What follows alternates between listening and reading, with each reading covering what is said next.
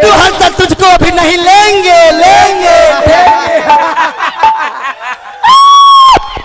Number गलत ना बुझियो गलती ना बुझियो नंबर ना ले बराबर लगतन कि मरघट पर गावत नहीं भौजी और नंबर कामनी का काम हेलो ध्यान दो निर्मला जी गीत संगीत ऐजा सुनो ए बबुआ जी रामचरितमानस में गोस्वामी बाबा लिखले कलयुग केवल नाम आधारा कलयुग केवल नाम आधारा सुमरी सुमरी नरोत्तर ही पारा।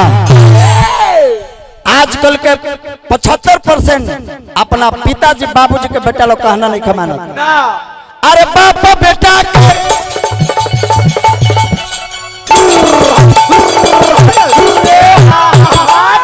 बाप बेटा में होता झगड़ा रोज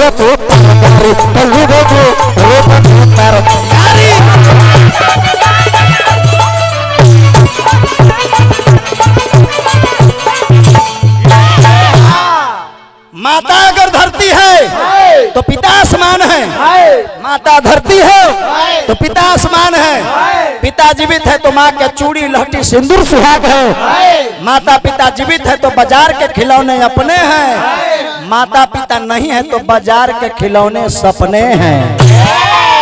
सही बात। अरे जिंदगी वो बेवफा है जो एक दिन सबको ठुकराएगी। 82 के गद्दी पर बारे तो निमन चीज बोलो। जिंदगी वो बेवफा है जो एक दिन सबको ठुकराएगी। मौत वो महबूबा का नाम है जो एक दिन सबको गले लगाएगी। सही बात। सुनो बात बोलो तो खाली लिपस्टिक लगा के फेरा में रहता गंगा पुत्र भीष्म पितामह देवव्रत इच्छा मृत्यु वरदान मिला रहे वो धरती छोड़ के चल गए। राम चल गए, कृष्ण चल गए, परमहंस चल गए, तू हम कहाँ है? ध्यान दो निमन बतिया कहले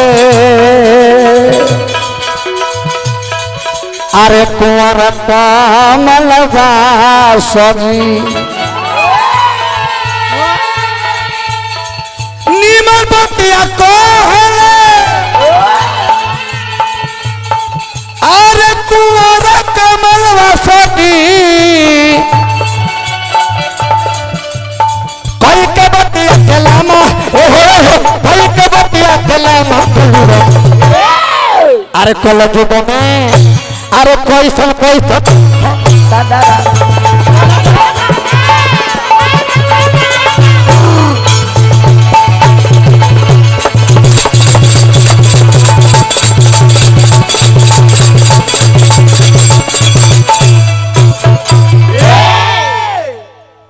निर्मला जी गुड्डू हलचल कैसे ही नाम नहीं है कहता रही निर्मला जी कि गुड्डू हलचल जी आपसे अच्छे अच्छे खराब खराब कलाकार का नाम हो गया, बहुत बड़े स्टार बन गए।